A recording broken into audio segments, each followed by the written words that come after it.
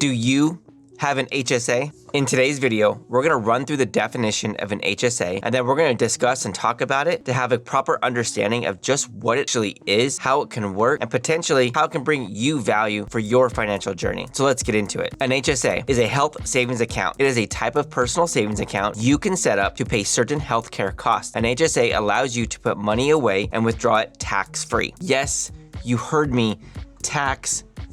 The nice thing about an HSA is that you will contribute tax-free money directly from your employer paycheck into your health savings account. Now, the health savings account is a extra perk or benefit that comes with very specific kinds of health insurance plans or health coverage plans. Those plans are going to be your high deductible insurance plans. It's a perk or benefit from some of them. Not all of them are going to offer it, but from some of them. Like I said, the benefit that you can have with the HSA, tax-free money that is contributed directly into this health savings account. Now, we keep calling it a savings account, and yes, technically that's what it is. However, you could probably more realistically think of it more like a debit account. You put this tax-free money into this pool to be able to use on any kind of medical expense that you would like to use it on later. It is there for you to spend it on. It is not necessarily there just to sit there and grow dust and possibly grow a little bit like a savings account would, or at least most savings account that most people are used to these days. The money can be used on anything that you can consider a medical expense. It is pretty liberal on the definition that they utilize for a medical expense.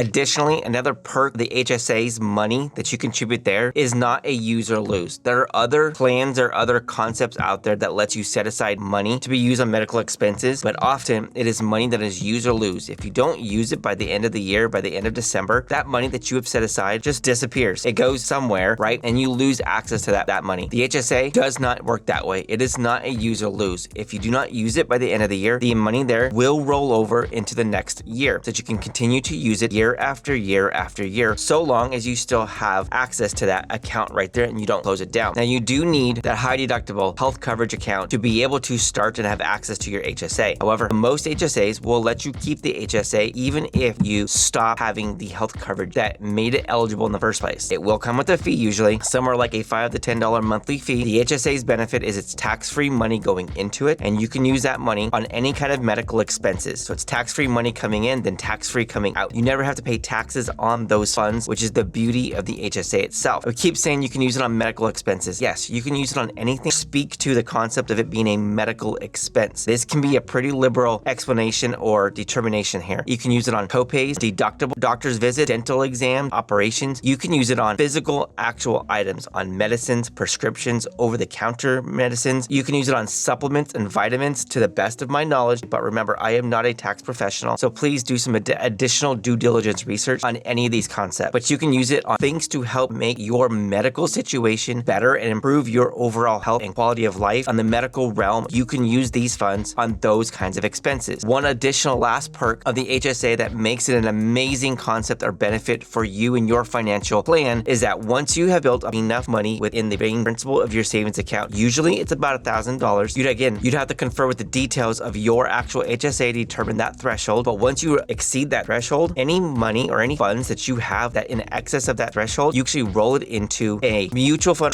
retirement style account that you can invest that money into mutual funds or into the stock market, very similar like your IRA, a 401k, or anything along those lines. That money will be tax-free. It will be treated like it's a Roth style account to the best of my knowledge. Again, do your due diligence, please, because I am not a tax professional, but that money will be treated like it's a Roth style account. So anything that it grows up to in the future, when you do reclaim it back out as a retirement account, any growth, any capital gains that you get on that will also be tax-free as well. So the HSA is a bit of a triple threat tax benefit or tax advantage account for you and your financial strategy and plan. It's tax-free money going in, it's tax-free coming out on the expenses, and it's tax-free on that individual retirement account portion of the HSA. So why don't you have your HSA yet? If you got value from this video, hit that like and subscribe button to join the mission to help 1 million purpose-driven individuals achieve their financial goals and success. Now, I'll see you on this next video right there. I'll see you there. The information contained in this video is for entertainment purposes only. I am not a financial advisor, a tax professional, or anything of the kind. The ideas, the concepts, the thoughts in this video are my personal opinions, my personal thoughts, and they are not suggestion or advice for you to go out and do anything with it. I highly encourage and suggest that you do your research before you do any kind of financial decisions or tax preparations. Before you do anything, please do your research and consult an actual professional.